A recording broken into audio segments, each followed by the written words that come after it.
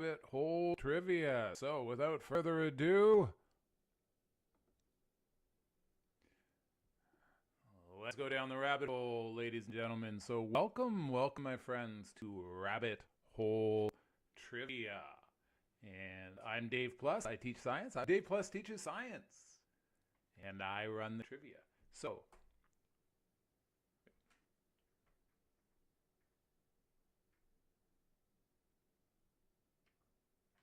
Rabbit Hole Trivia is brought to you by books. And paying careful attention to these books, you'll see what is the topic that we're going to be talking about today. What is the topic we're going to be talking about today? Well, it's kind of quantum physics. And I read this great book called The Order of Time. Life on the Edge deals with the idea of quantum biology. And then Hegoland by the great Carlo Rovelli also deals with the origins of quantum physics. So where that whole thing came from. And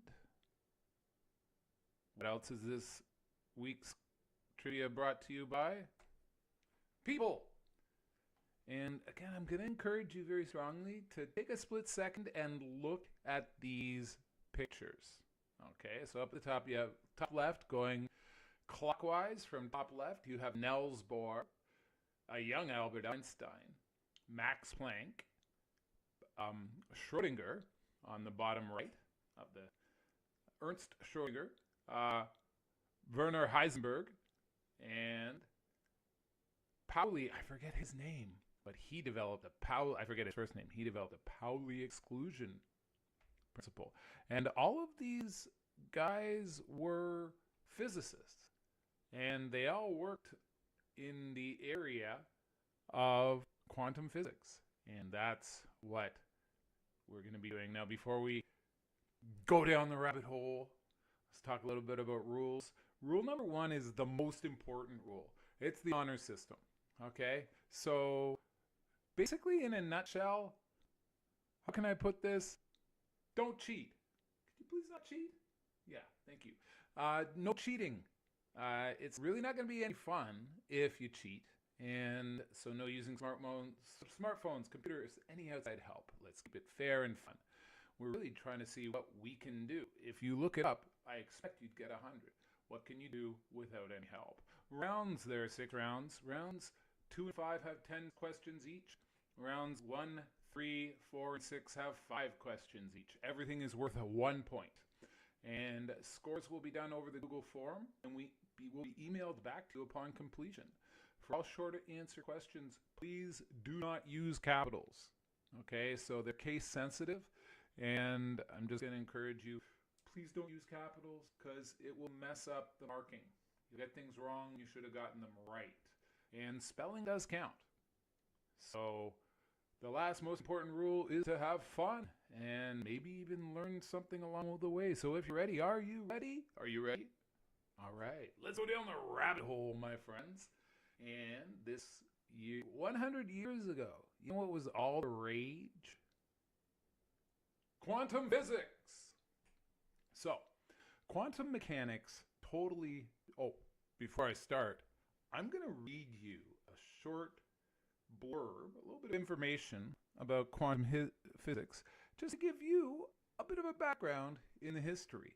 And I'd encourage you to pay careful attention to this, because I'm going to be asking you some questions, and the answers are buried within this text.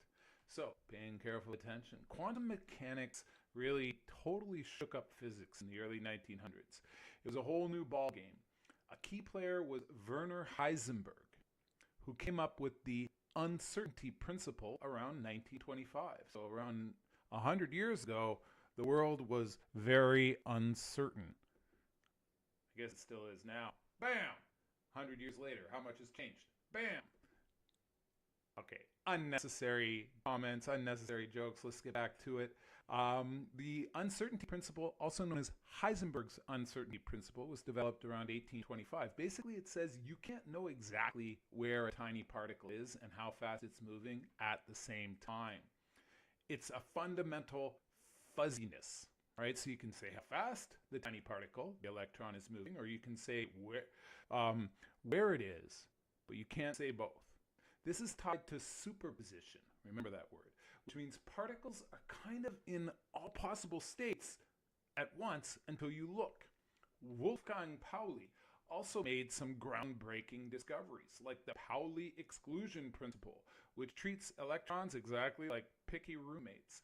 No two identical electrons can have the exact same address in an atom. So he proved that two things can't be in one place at once. These wild ideas were hotly debated, especially in the 1927 Solvay Conference, a major physics meetup. Even Erwin Schrödinger, whose famous equation describes how quantum waves behave, wasn't thrilled with the idea of superposition. So he cooked up his famous cat-in-a-box thought experiment later to show how ridiculous it seemed to have a cat both dead and alive, just because you haven't checked on it yet. It was his way of saying, seriously? Carlo Rovelli, perhaps the world's greatest living physicist and the guy whose books I was talking about, dislikes the famous Schrödinger's cat thought experiment, not because he thinks it's wrong, but because he believes that it's cruel to cats. So, round one. These are multiple choice questions, and it's a little bit about quantum physics, so I'm just going to check in with you. Hope you're doing great. Hope you're enjoying yourself. This is where you have to have that Google form out and ready to start answering the questions. And let's get ready to go down the rabbit hole. Oh my gosh. Okay. Question 1. What is the Pauli principle? A. Electrons are picky roommates, no sharing the same address. B. Pauli's recipe, don't overstuff the dish. C. Solid objects can't overlap. D. Electrons make friends, but they cannot have all of the same friends. E. No identical fans in the same quantum mosh pit seat.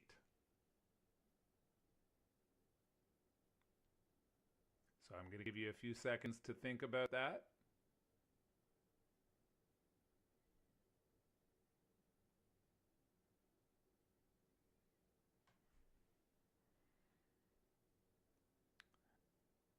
All right, let's go on to question 2. What is physicist Carlo Rovelli's main problem with the Schrödinger's cat thought experiment? A. Cats are too complicated for quantum experiments. B. The analogy oversimplifies quantum mechanics. C. The analogy wrongly implies observation isn't a physical process. D. The analogy is old and better ones exist now. E. The thought experiment is cruel to cats.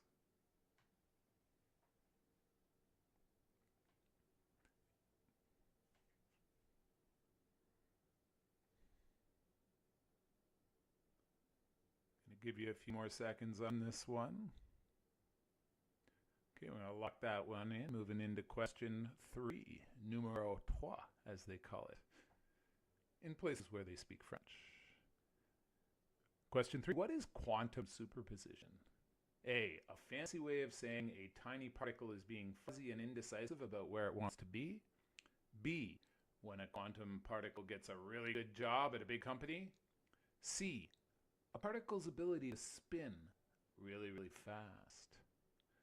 D, the scientific term for when your cat is both inside and outside the house at the same time. And I bet you all know what that's like. And E, when a subatomic particle orders 2 conflicting meals at the same time at a restaurant, a burger and a salad. I mean, don't you hate it when that happens? Give you a few seconds to lock this in.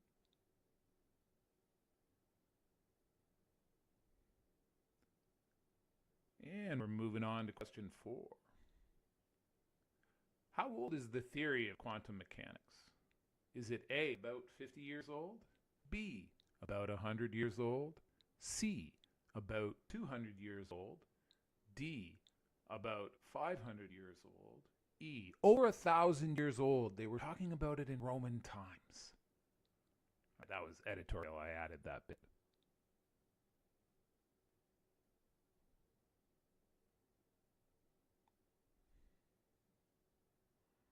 I'm just seeing your emojis for the cats. They're good. Like Schrodinger's cat. That's really good, Mike.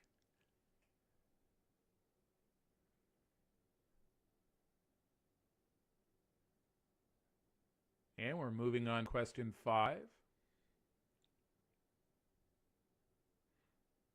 What was the point of Schrodinger's cat's thought experiment? A, to show how silly quantum mechanics would be if applied to big things like cats. B, to prove that cats have 9 lives, even in quantum physics. C, to figure out the best way to keep a cat both alive and dead at the same time. D, to test if cats could survive being locked in a box with poison. E, to help scientists design better boxes for transporting cats.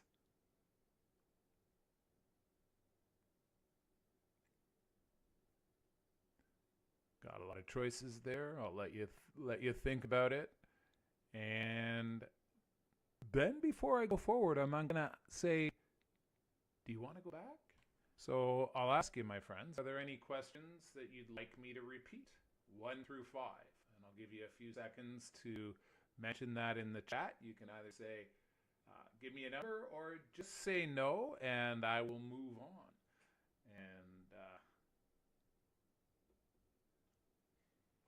if you're a fan of the television show Breaking Bad, you may recognize the name Heisenberg from it. All right, we got an all good.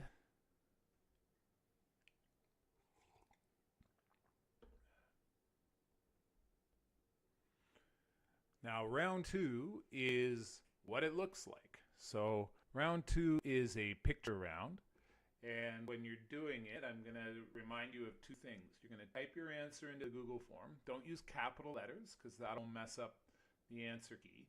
Don't add spaces because that'll mess up the answer key. And spelling does count. So do your best.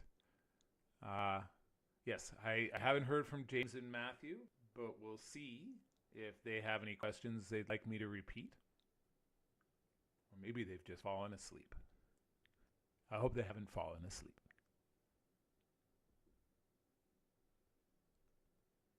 Round 2 looks like we're going to move on to round 2. I can always go back to other questions if you missed one. Okay, picture round. Name this character. Now, in this case, you could give me a single name or like a longer name.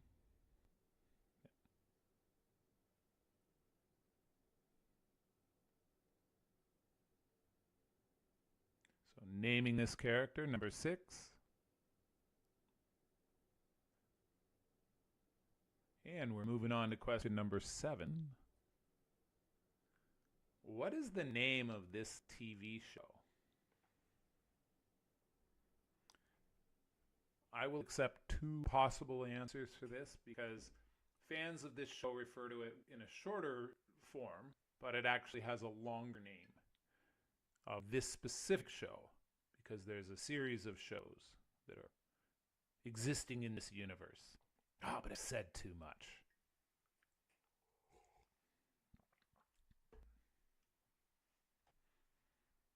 Okay, moving on to question number 8. Who directed this film? And just to give you a hint, the film is entitled Interstellar.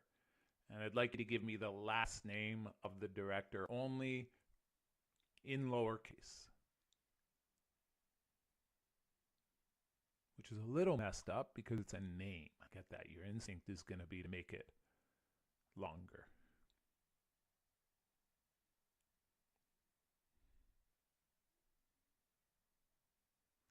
Yeah, no capitals. Even though it's a name. So I'm pretty sure when I did the answer key, I did everything in lowercase just to make it easier. And then just across the board, no capitalization. And in this case, last name only. All right. Let's move on to question number 9. Who is this? The name of the actress. Oh, go ahead. Who is this? The name of the actress.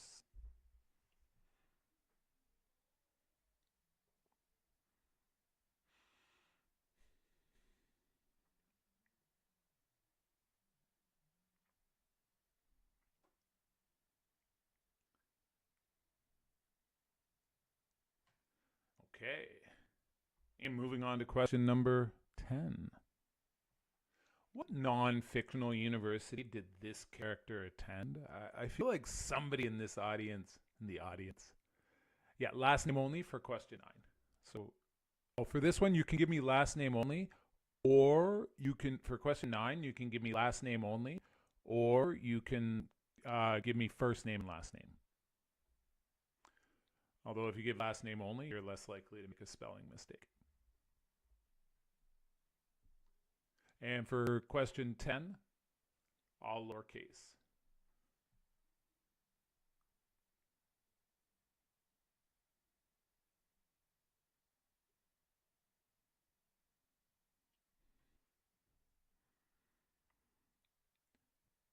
Okay, moving on, question 11. Where is Ant-Man in this image? So, this image is taken from a film. What is the name of the location within the film?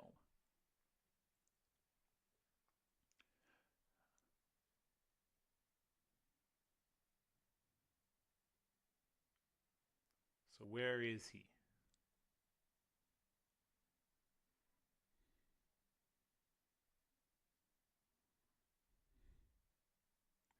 Okay, moving on to question 12. How is the person on the left related to the person on the right? So a one-word answer. The person on the left is, so for example, you could say the person on the left is his sister. So you would say sister. Like, that's not the answer.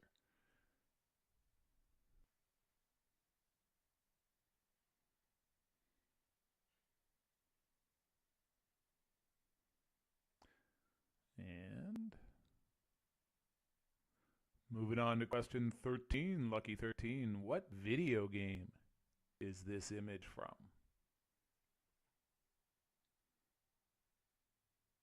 All lowercase.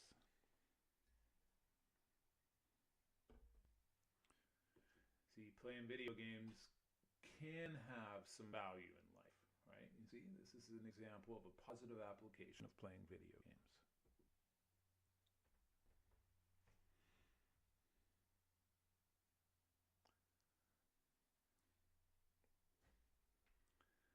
And lucky question 14.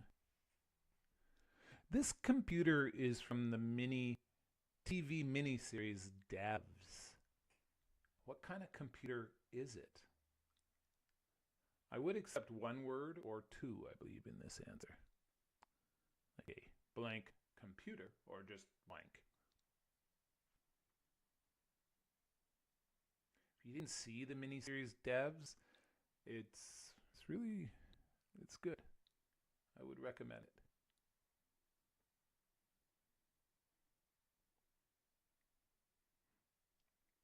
it. And moving on to lucky 15.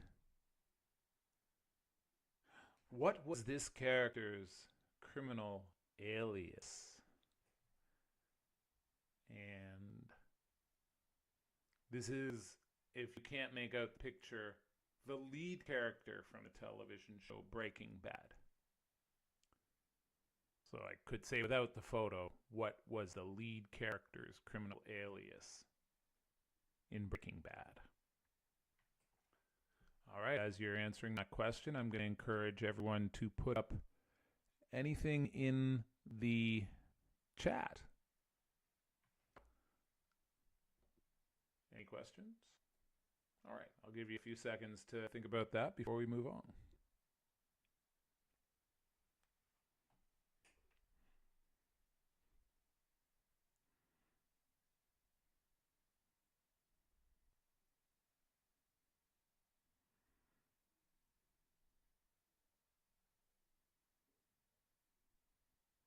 Okay, looks like we're all good. And maybe ready to move on to number 3, round 3. And round 3 is the number round. So all questions will be answered in number form. No spaces. Spaces ruin everything on Google Forms. They ruin Christmas. Okay. Round 3, gotcha number. Okay, question 16. According to common folklore, how many lives do cats have? That's what I want to say. Just the number, not written out in text form, but as a number.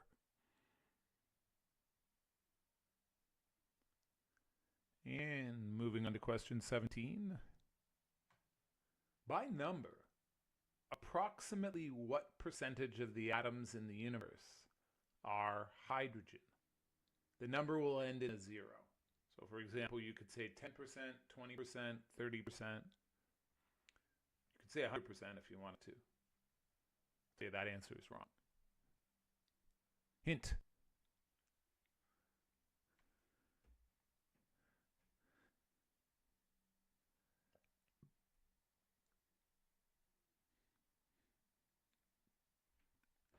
You know, if 100% of the universe was hydrogen, then this universe would be a gas.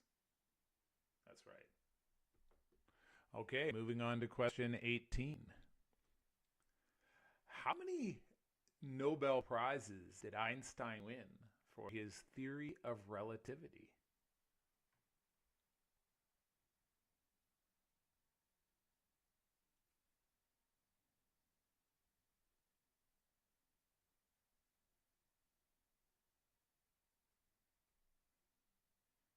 Okay, moving on to question 19. An electron is observed. In how many locations can it be found? It's been observed. This is not before it's been observed. Once you've observed the electron, in how many locations can it be found? Okay. And question 20. It says 25. It should say 20 there. In the Schrodinger's cat thought experiment, how many states does the box exist in before it is observed?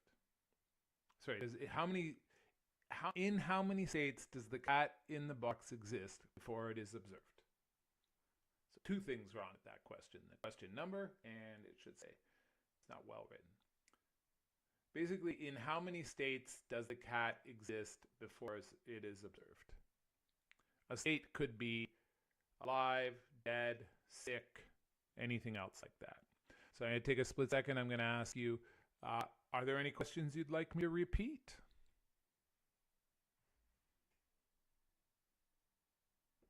And just to give you a little perspective, we're exactly halfway through the quiz. So, just to give you a heads up on that.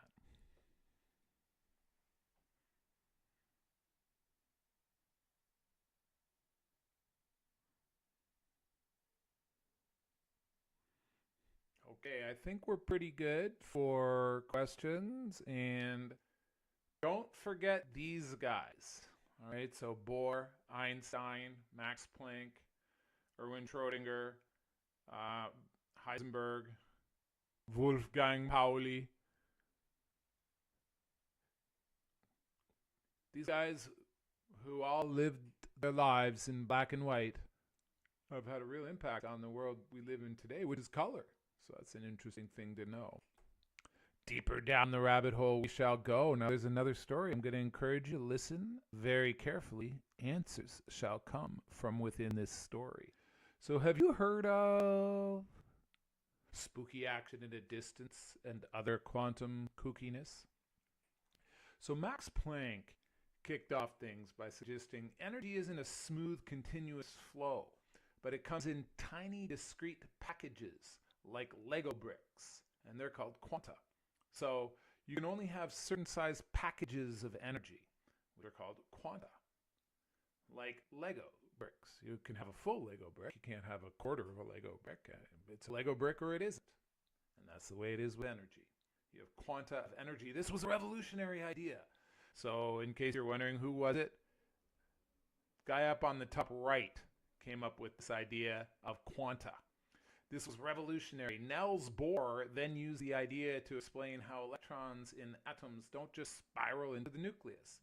He said electrons can only hang out in specific energy levels, like floors in a building, jumping between them by absorbing or emitting quanta, which is little packets of energy.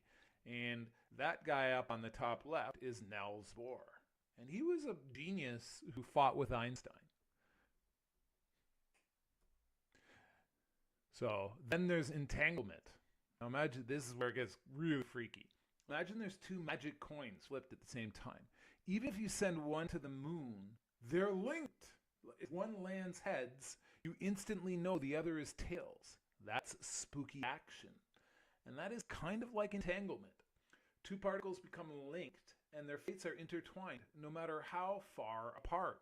Now, Einstein, he hated this idea. He was not a fan of this spooky action at a distance, as he called it, derisively. Like that wasn't a compliment. He felt that there had to be some hidden variables we weren't seeing, something that made it all seem less weird. But it was weird. Let's go down the rabbit hole a little bit deeper just to see how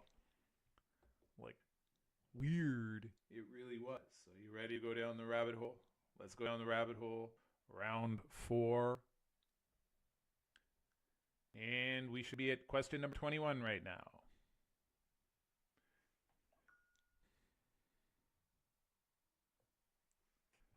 Question 21. Particles are entangled when A, they're holding hands really, really tight. B, they are linked like magic, even if they're miles apart. C, they've swapped phone numbers and text each other constantly.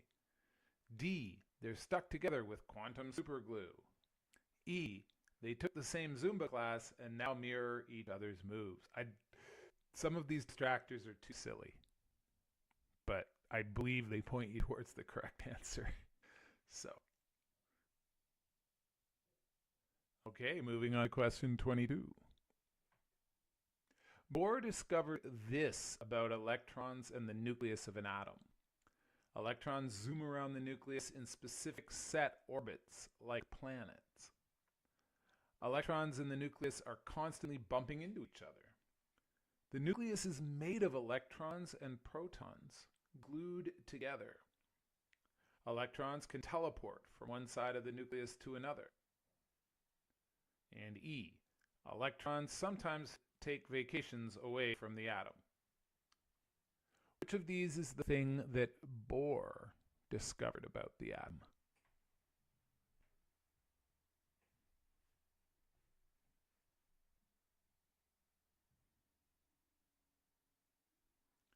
I would like to say, as a fan of quantum physics, Bohr isn't boring. He's interesting. All right, question 23. What did Max Planck discover about energy? A, energy is always smooth and continuous, like a flowing river. B, energy comes in tiny specific packets, like Lego bricks, called quanta. C, energy can travel faster than the speed of light. D, energy is made of tiny particles called planktons. E, energy is an illusion and doesn't actually exist. Some good choices there. Going to give you a few more seconds to lock in on your desired answer, and then we're going to move on. Question 24. Why is Schrodinger's cat similar to an outlaw on an Old West poster? A, one is a thought experiment and the other is a real person. B, one is considered both dead and alive, while the other is wanted dead or alive. C, one is a cat, the other is a human. D, one involves quantum physics and the other involves the law. E. They're both fictional characters. We're looking for a similarity there. Which of those best describes a similarity? Okay, moving on to question number 25. What did Einstein call quantum entanglement? A. A beautiful dance of particles. B. Spooky action at a distance. C. God's little joke on physicists. D. The ultimate quantum connection. E. Nature's most elegant trick.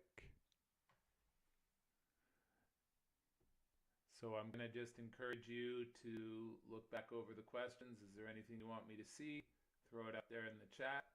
And I'll wait for a split second to see if I hear from you. Otherwise, we'll get ready to move on. And the next round, just to give you a little taste of it, is going to be Picture This, which is another picture round. Although this one might involve a little bit of math, which hopefully you can do in your head. Now, I'm not seeing any great amount of interest in me repeating any questions. I think we're ready to move on to question number 26. What mythical creature might be found at the center of one of these? And one of these is a labyrinth. So it's a picture of a labyrinth there. Not the rabbit in the background. Don't be distracted.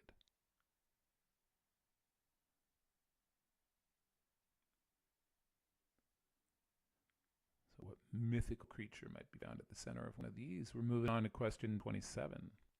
What is this? Be specific. There's only one of them.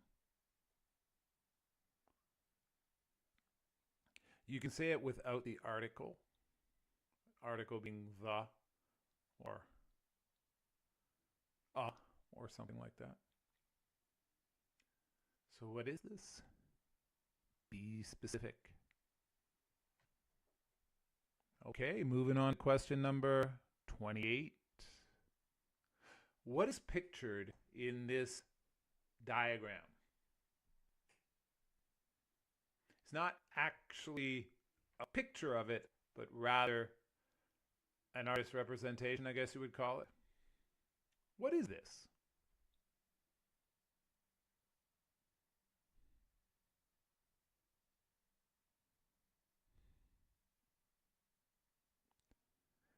And moving on to question 29.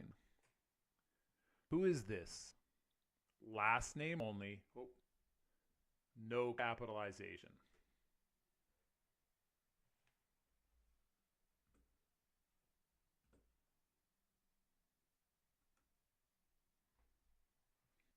Last name only, no capitalization.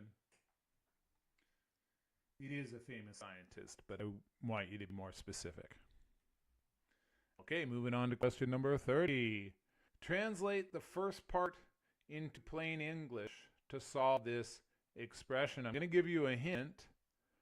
The square root of -1 is an imaginary number, which is represented by the letter I.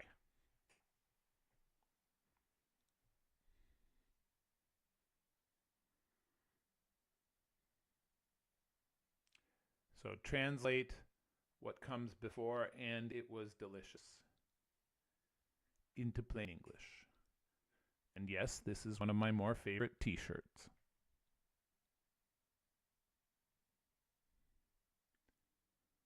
Okay, question number 32. 31, I should say. What does this image represent? What are we looking at right now?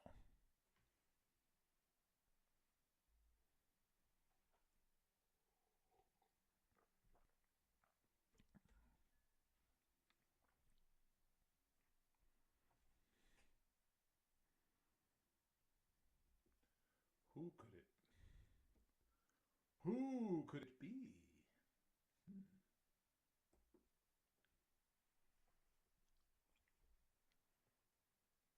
Okay, moving on to question number 32. Oh, crap. This is not done well. Who is pictured in both of these? No, my bad. This is right. Yes. Yes. You can do possessives, and I'll double check it. If it marks it wrong, I'll mark it right. But you should be able to do possessives. Yeah. Like John's dog or something like that. Who is pictured in both of these images? Just the last name. It's a one name for number 32 here.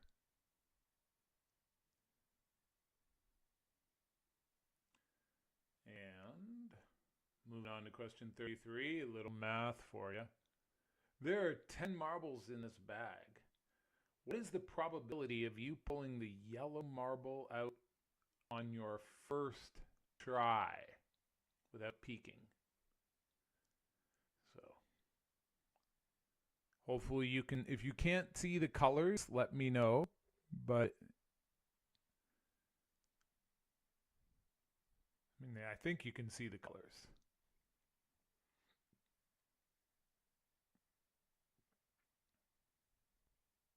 So what's the probability of pulling out the yellow marble on the first try in a bag with 10 marbles?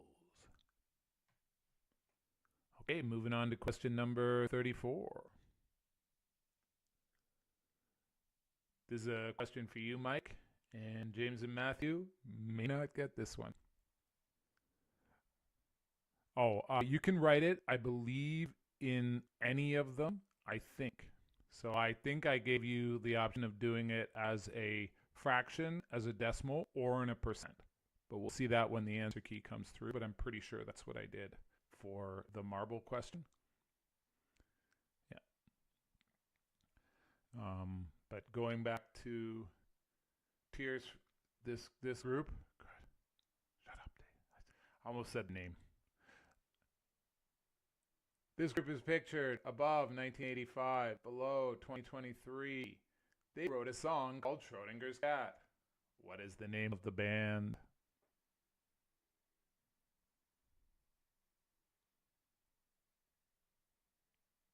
They aged well.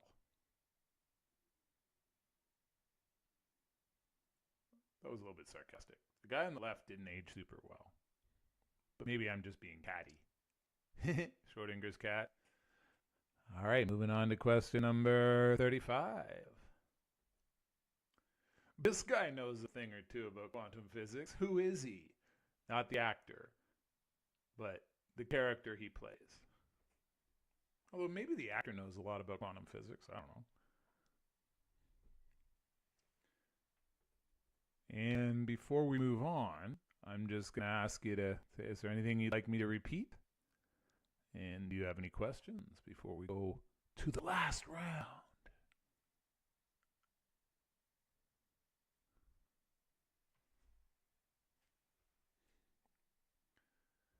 I'm kind of feeling like we're pretty good to go on to the next round, but I'll double check the chat. Don't see anything new in the chat. I think I'm going to move on. Alrighty then. Round 6. Sing along. What comes next? Now here's how this works. I'm going to play a song for you, okay? And when I play that song for you, I'm going to stop it at a certain point in time. And then I'm going to ask you, I'm going to say, please tell me what comes next. So for this first one, I'm going to ask you, what are the next 5 words in this song? So, what are the next 5 words in this song? And ready to go in 5, 4, 3, 2. Oh, also I sing it, and it's like karaoke, and I have got the music in there because I don't want to get a copyright strike. So that's why I've done it this way. Question 36. What are the next 5 words in this song? Took my love, took it down. I climbed a mountain and I turned around and I saw my reflection in a snow-covered hill till the landslide brought me down. Oh, mirror in the sky, what is love? Can the child within my heart rise above?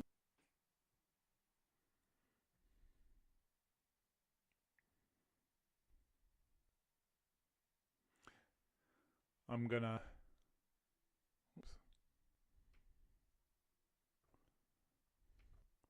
play that one more time.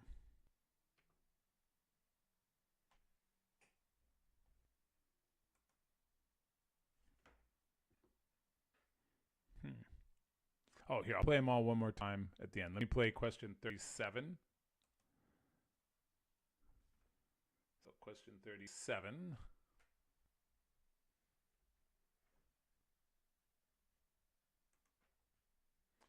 I'm looking for the next 4 words in this song. So, question 37. What are the next 4 words in this song?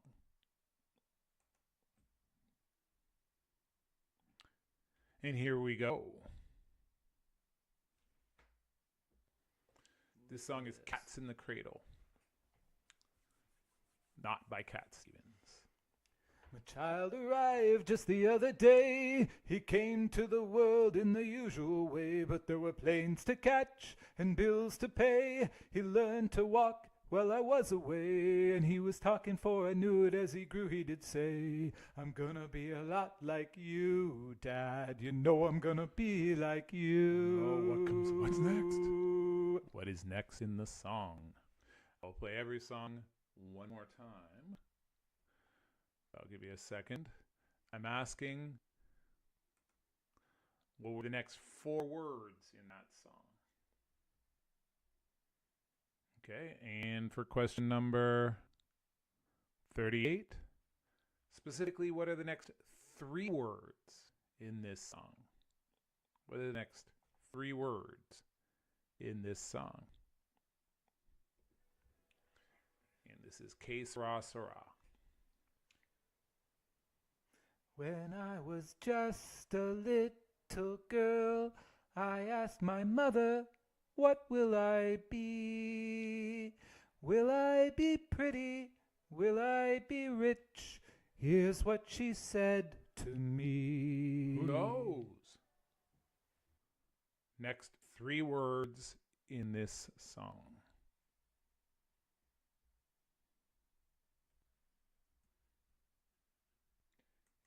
Question 39.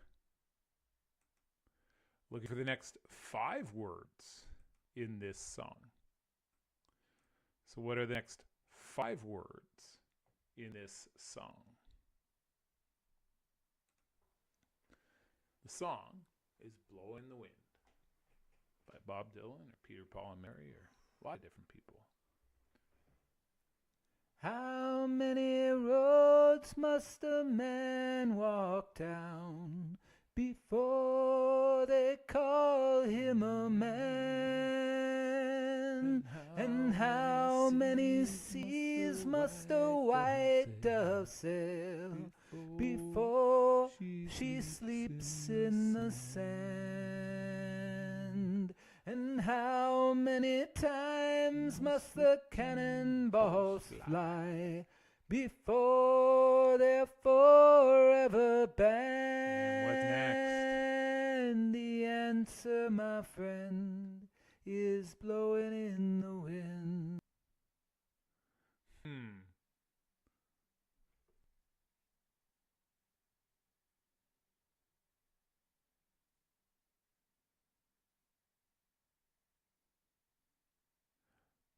Okay.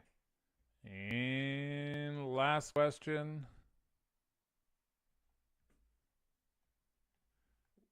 Question 40. I'm looking specifically. Oh, wait. Question 40. What are the next 3 words in this song? Hello, yeah. I can see you in the chat. There's a bit of a delay, so sometimes your chat comes up and I will see it like 15 seconds. How many words for which question? 39? 40?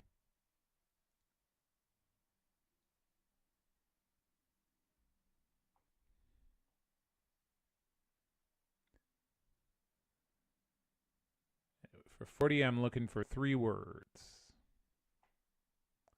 And let's hear question 40. This is Across the Universe by the Beatles. For 39, it was 5 Words words. are flying out like endless rain into a paper cup. They slither while they pass, they slip away across the universe. Next 3 words in this song. So we are going to go, and we're just going to power through.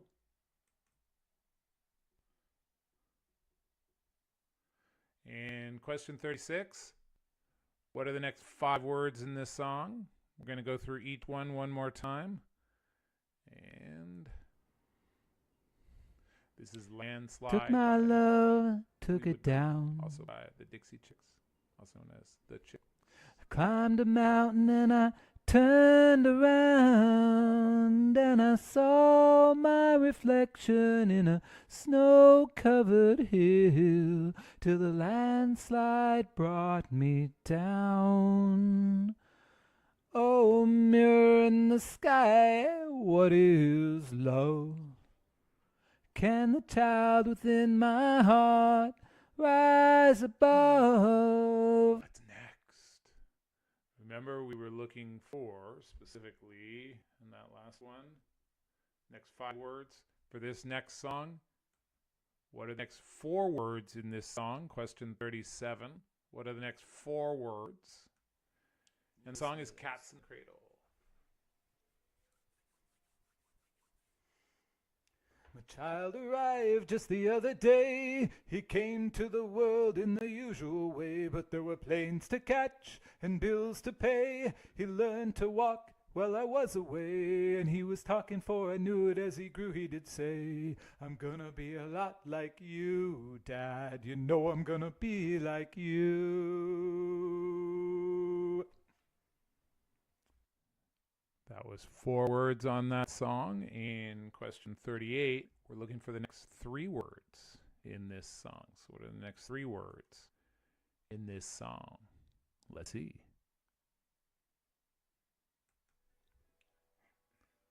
Que sera, sera is the name of the song.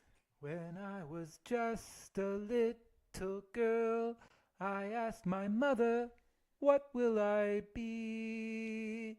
Will I be pretty? Will I be rich? Here's what she said to me. Okay. And moving on to question 39. Looking for the last 5 words in this song.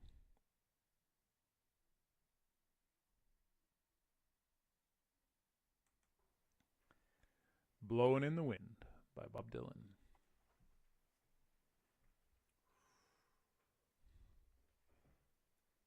How many roads must a man walk down before they call him a man? And how many seas must a white dove sail before she sleeps in the sand? And how many times must the cannonballs fly before they're forever banned? The answer, my friend, is blowing in the wind.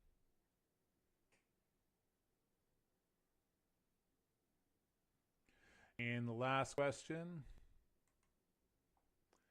What are the next three words in this song? Across the Universe by the Beatles.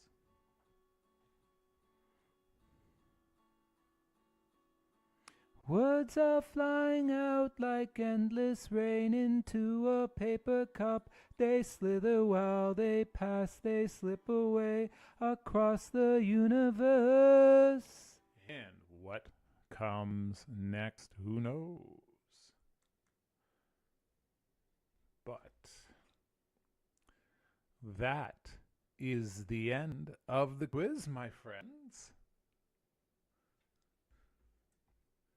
So thank you for making it through to the end. Any questions about the questions? I will see if there are any questions about the questions, and I can go back over anything. Otherwise, I'm going to ask you to hit submit on your form, and I'm going to take a split second, and I will show you the results when the results get in.